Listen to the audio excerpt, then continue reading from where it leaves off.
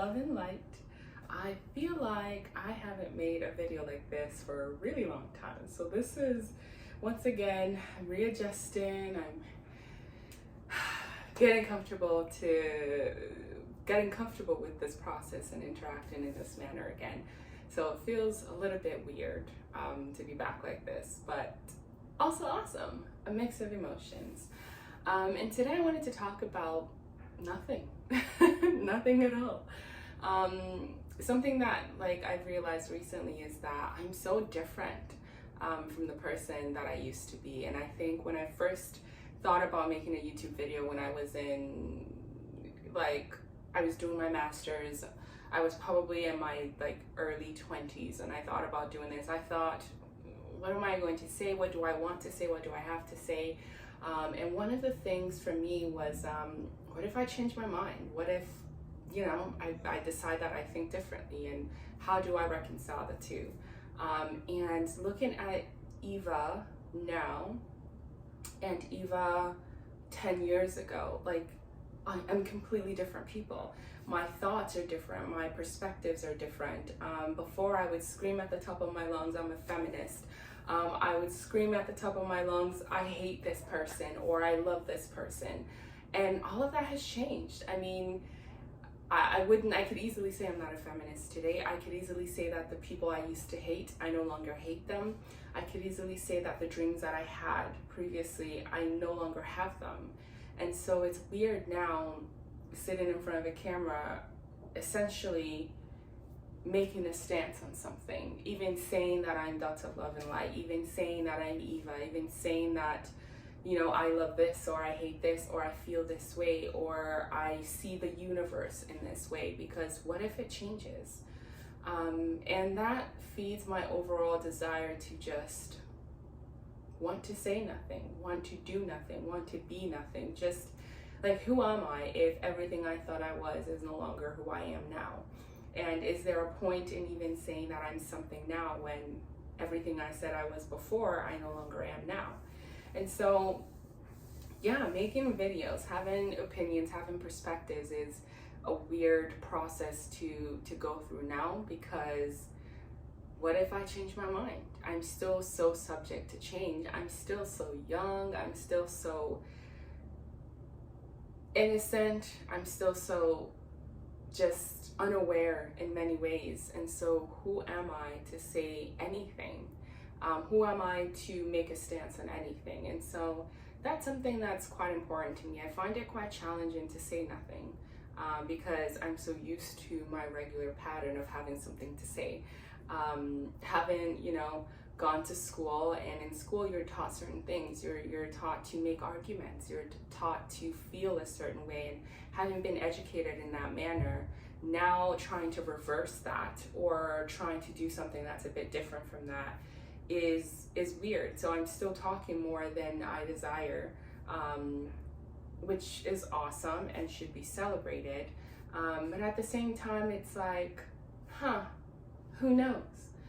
And that's what really inspired my silent videos, which I will make more of for sure, because I feel now that there's so many opinions, so many thoughts, and so many, everywhere you go, everything you hear, someone's trying to sell you something. Someone's trying to, even me right now, in a way, I'm trying to sell you something, and there's always something chatter in the background. And I'm really interested in silence. But not in silence in others, but in silence in myself, so that I can actually hear myself.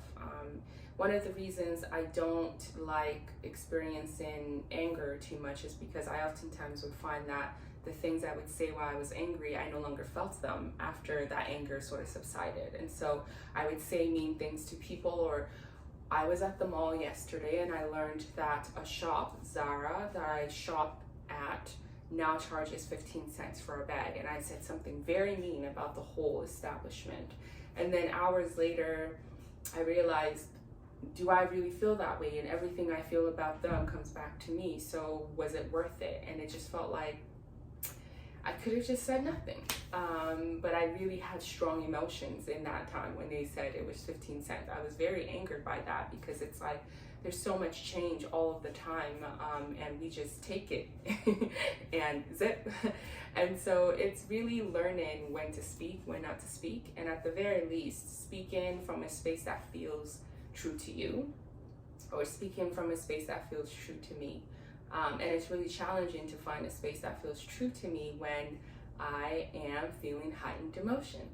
I got my G2 recently, and one of the beautiful, I was so glad to have taken the G2 class in Toronto, or in Canada. We have like a whole, like it was a 30-hour online session, and I felt like that lesson really taught me not only about driving a car, but driving myself as an individual.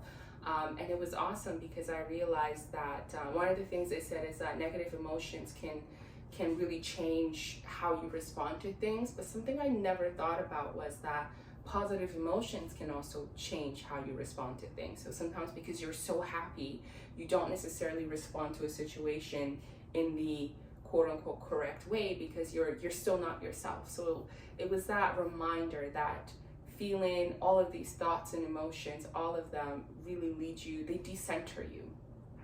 So if you're happy, you're here. If you're angry, you're here. Or if you're happy, you're here. If you're angry, you're here. But really, there is a here that exists that I'm constantly missing out of when I'm picking one emotion over the other.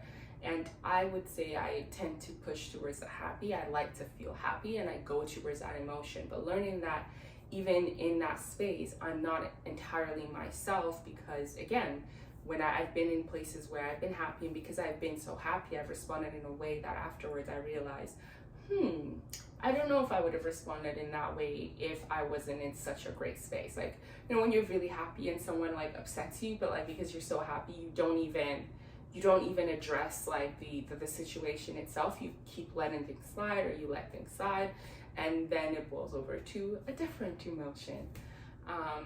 But yes, I'm realizing that if I've changed so much in the last 10 years, how much more am I going to change in the next 10 years? And what about the next 20 or 40 or 50 or 100 years? Because I plan to live till 130, and I'm 31, so 99 years. So technically I'm doing a countdown.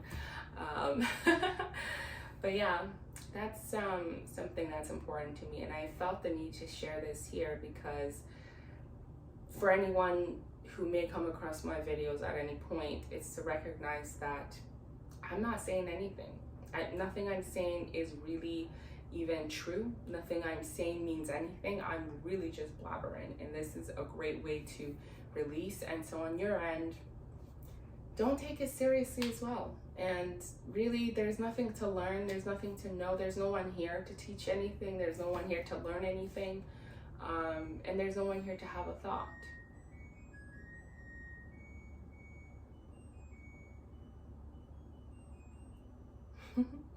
My laundry's done, and I feel like this is a great place to stop this video. I don't really want to add too much more, and I wanted something just short and sweet to remind myself that I'm in a process of listening to my inner voice and using my outer voice less and less, because I've used it so much in the past, and now it's time to try something else. Thank you.